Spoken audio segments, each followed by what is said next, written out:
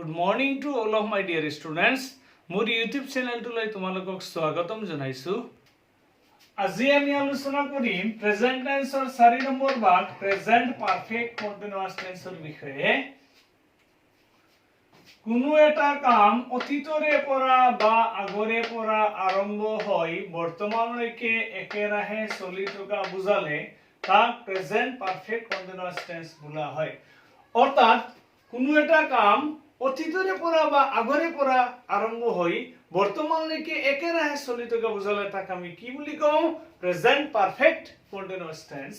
Present perfect continuous টেন্সৰ formation বা গঠনটো হৈছে subject plus have been oblique has been plus মূল ভাৰ্বৰ লগত ing plus since oblique for plus object।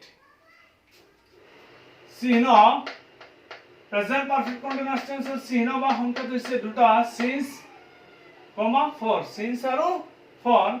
Since is used with point of time, অৰ্থাৎ নিৰ্দিষ্ট সময়ৰ আগত since বহে। since টো কিহৰ আগত বহে? নিৰ্দিষ্ট সময়ৰ আগত since বহে। যেনে লাষ্ট আগষ্ট এটা নিৰ্দিষ্ট সময় তাৰ আগত কি বহিব? since 2018, 2019, 2011, 2021 এনেকুৱা চন থাকিলে তাত নিৰ্দিষ্ট সময় বুজাব, সময়ৰ আগত কি বহিব? since বহিব। মৰ্নিংৰ আগত কি বহে? since বহে। Last everyday, last Sunday, last month এনেকুৱা লাষ্ট কিবা থাকিলে নিৰ্দিষ্ট কৰি উল্লেখ কৰা থাকিলে তাৰ আগত কি বহিব? since বহিব। কিন্তু আমি পাষ্ট ইনডিফিনাইট টেন্সত গঠনত পাইছিলো যে লাষ্ট থকা যদি কিবা আমি কোনো সেন্টেন্সৰ শেষত দেখো তেতিয়া সেইটো কি হ'ব? Past indefinite tense. কিন্তু প্ৰেজেন্ট পাৰফেক্ট কন্টিনিউয়াস টেন্স আমি কেনেকৈ গম পাম? লাষ্টৰ আগত লাষ্ট থকা কিবাৰ আগত আমাৰ since বা for থাকিব, since থাকিব। since নিৰ্দিষ্ট সময় হলে তাৰ আগত কি বহে? since is used with point of time, নিৰ্দিষ্ট সময়ৰ আগত since বহে। অৰ্থাৎ লাষ্টৰ আগত এনেকৈ since দিয়া থাকিব, since last Monday, since last night। since যদি দিয়া থাকে তেতিয়া আমি গম পাম এইটো কোন tense? Present perfect continuous tense. আৰু যদি since নাথাকে অকল লাষ্ট দি কিবা থাকে তেতিয়া হ'ব এইটো কোন tense? Past indefinite tense. for is used with period of time, অনিৰ্দিষ্ট সময়ৰ আগত for বহে। যেনে a month অনিৰ্দিষ্ট সময় তাৰ আগত কি বহিব? for বহিব।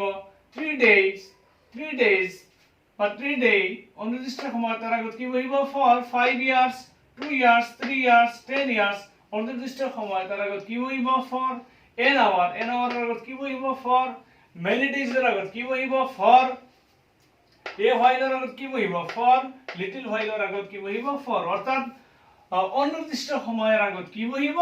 for বহিব। এক্সাম্পল নম্বৰ 1, অতীতত কোনো এটা কাম আৰম্ভ হৈ বৰ্তমানলৈকে একেৰাহে চলি থকা বুজালে তাক কি বুলি কোৱা হয়? Present perfect continuous tense. I have been reading in this school since 2011, অৰ্থাৎ 2011 চনৰ পৰা মই এইখন বিদ্যালয়ত পঢ়ি আছো। মোৰ পঢ়াটো 2011 চনত আৰম্ভ হৈছে আৰু বৰ্তমানলৈকে একেৰাহে চলি আছে। আৰু ইয়াত 2011 টো হ'ল নিৰ্দিষ্ট সময়, নিৰ্দিষ্ট সময়ৰ আগত সদায় কি বহে? since বহে।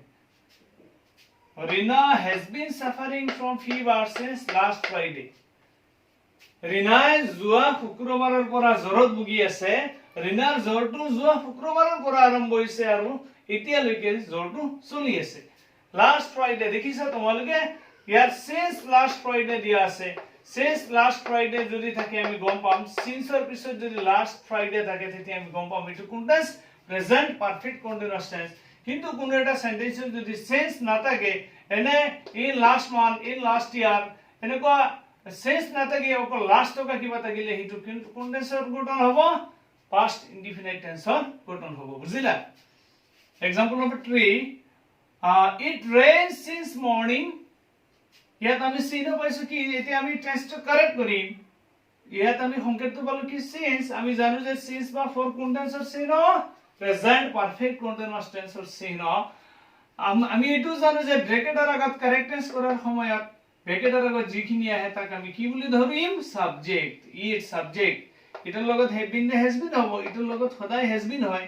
it has been প্লাস মূল ভাৰ্বৰ লগত কি হ'ব? rain ৰ লগত ing প্লাস সিন্স বা ফর তো আছে প্লাস অবজেক্ট তো দিয়া গেছে example number 4 Karim live in this village for 3 years এটো ধৰিলা টেন্স কাৰেক্ট কৰিবৰ কাৰণে তোমালোকক দিছে আমি চিহ্ন আলু কি ফৰ কোৱাৰ লগে লগে আমি গম পাম এটো কোন টেন্স হ'ব প্ৰেজেন্ট পাৰফেক্ট কন্টিনিউয়াস টেন্স হ'ব এই ব্ৰেকেটৰ আগে যিমানখিনি আছে তাকে আমি কি বুলি ধৰিম সাবজেক্ট কৰিম to subject present perfect continuous টেন্সৰ গঠন কেনেবা সাবজেক্ট প্লাস হ্যাভ বিন বা হ্যাজ বিন কৰিমৰ লগত কি হ'ব হ্যাজ বিন প্লাস মূল ভাৰ্বৰ লগত কি হ'ব আইএনজি তেতিয়া লিভিং এলআইভি আছে এলআইভি আইএনজি মই দিছো যে যেতিয়া ব্ৰেকেটত ই তা কোনো এটা বাই ওয়াৰ্ডৰ শেষত যদি হেৰি থাকে ই থাকে তেতিয়া আইএনজি যোগ কৰিলে ই টু উঠি যায় ঠিক আছে living in this village for 3 years I read in this school since 2018 ইয়াত চিহ্ন মই কি পাইছো since to কোন টেন্সৰ চিহ্ন প্ৰেজেন্ট পাৰফেক্ট কন্টিনিউয়াস টেন্সৰ চিহ্ন আৰু সেই টেন্সৰ গঠনটো লিখিলে হৈ গল সাবজেক্ট আই লগত কি হ'ব হ্যাভ বিন হ'ব subject plus have been plus মূল ভাৰ্বৰ লগত আইএনজি ৰিড ভাৰ্ব দিয়া আছে ৰিডৰ লগত আইএনজি প্লাস সিন্স বা ফৰ তো এনে আছে দিয়া বাকিখিনি অবজেক্ট আমাৰ কৰি দি আছে সো তোমালোকে যিমান পাৰা মোৰ চেনেলটো বেছিকৈ চাবা বেছিকৈ সাবস্ক্ৰাইব আৰু শেয়াৰ কৰিবা তোমালোকে যদি মই দিয়া গ্ৰামাৰৰ যিখিনি টপিকস যদি তোমালোকে ভালদৰে চোৱা টেন্স ডিটাৰমিনাৰ্স আৰু মই গ্ৰামাৰৰ বহুতো বিষয় আছে তোমালোকক ধুনীয়াকৈ বুজাই দিয়াৰ চেষ্টা কৰিম তোমালোকে যিমানে বেছিকৈ চাবা কম দিনত ইংৰাজী গ্ৰামাৰ শিকিবলৈ সক্ষম হ'বা আজিলৈ ইমানখিনি আলোচনা কৰিছো ধন্যবাদ